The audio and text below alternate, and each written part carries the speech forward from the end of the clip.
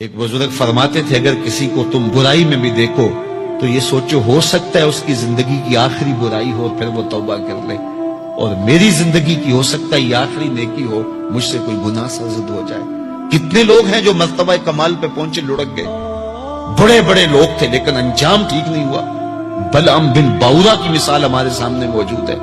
بنی اسرائیل کا مستجاب الدعوات ولی تھا، اور جب ہاتھ پھیلا کے منہ پہ ہاتھ پھیرتا تو ہاتھ بعد میں منہ پہ جاتے، قبولیت پہلے ہو جاتی۔ لیکن اسی کے بارے میں قرآن نے کہا نا، مثلہ کمثل الکلب، اس کی مثال کتے کی مثال ہے۔ زبان لٹک گئی تھی، زمین چاٹتا تھا، چونکہ اس کے ہاتھ نبی کے خلاف اٹھ گئے تھے۔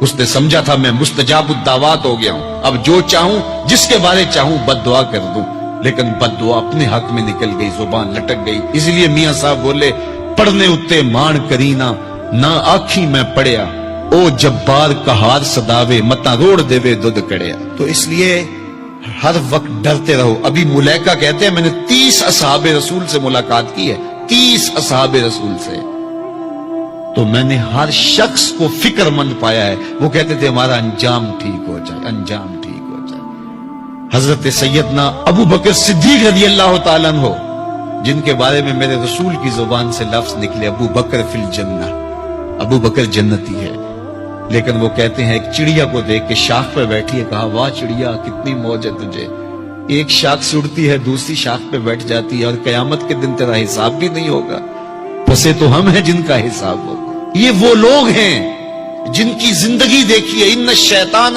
یفر من ذل عمر، عمر وہ ہے جس کے سائے سے شیطان بھی بھاگتا ہے، لیکن وہ کہتے ہیں کاش میں مٹی کا ڈھیلا ہوتا۔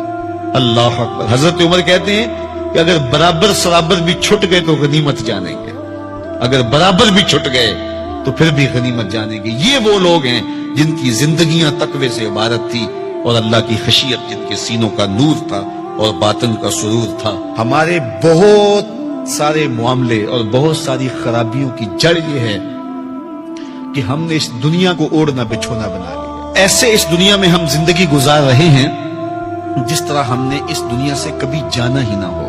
اس لیے دنیا کی بے رغبتی، دنیا کی بے رغبتی کا مطلب یہ نہیں ہے کہ ترک دنیا کیا جائے۔ اس پر صوفیاء نے جو بات کہی وہ بہت خوبصورت کہی۔ وہ کہتے ہیں کہ دنیا کے اندر ایسے رہو جس طرح کشتی پانی میں رہتی ہے، کہ کشتی پانی میں رہتی بھی ہے لیکن پانی کو اپنے اندر آنے بھی نہیں دیتی۔ تم دنیا میں رہو، دنیا تمہارے اندر نہ رہے۔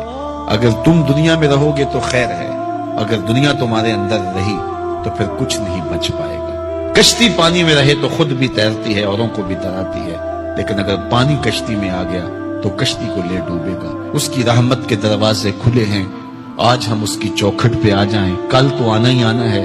پھر جو کفن میں منہ چھپا چھپا کے آتے پھریں گے، کیا اچھا ہو کہ خود کھلے منہ سے اس کی رحمت کے دروازوں پہ آ جائیں۔ اس کی رحمتیں آواز دے رہی ہیں، یا ایھا الانسان، او بھاگنے والے انسان، او نسیان کے پتلے، او بھولے ہوئے، او بھٹکے ہوئے، راستہ چھوڑ کے جانے والے، مالک کی رحمت کی آغوش کو ترک کر دینے والے، آجا پلٹ کے، ما غرک بربک الکریم، آجا تیرا رب بڑا ہی کریم ہے۔ قبل اس سے وہ ماننے سے انکار کر دے، توبہ کا دروازہ بند ہو جائے، سورج مغرب سے طلوع ہو جائے، پھر بندہ ہاتھ کاٹے۔ کسی نے چیخ چیخ کے مجھے کہا تھا، کوئی رو رو کے ترلے منتیں کر کے مجھے کہتا تھا، میں اس کی بات کو نہ سنا، کاش کہ اس کی پکار کو سن لیا ہوتا، اس کی آواز پہ لبیک کہہ دیا ہوتا، اور میں اس کے ساتھ چل پڑتا، اور وہ مجھے انگلی تھام کر محمد عربی کی چوکھٹ پہ پہنچا دیتا، تو آج یہ رسوائیاں میرا مقدر نہ ہوتی۔ صاحبو آؤ، کتاب رحمت آواز دے رہی ہے، کتاب رحمت تمہاری انگلی تھام رہی ہے اور تمہیں حضور کی چوکھٹ تک پہنچا رہی ہے، اور آمنہ کا لال تجھے اپنے دامن میں لے کے رب سے مغفرت اور بخشش کا پروانہ لے کے دے رہا ہے۔ مجرم ہو تو منہ اشکوں سے دھوتے چلے آؤ، آؤ درے تواب پہ روتے چلے آؤ، قرآن میں مذکور ہے بخشش کا طریقہ، سرکار کی دہلیز سے ہوتے چلے آؤ۔ اور تھوڑی سی زندگی باقی ہے، بہت زندگی کاٹ چکی، آوارگی میں کاٹ دی، اور گناہوں میں کاٹ دی، منمانیوں میں کاٹ دی، خواہشات نفس میں کاٹ دی۔ آئیے ابھی سے اپنے اندر کو تبدیل کر لیجئے، اپنے احوال کی تبدیلی کا عزم مصمم کر لیجئے۔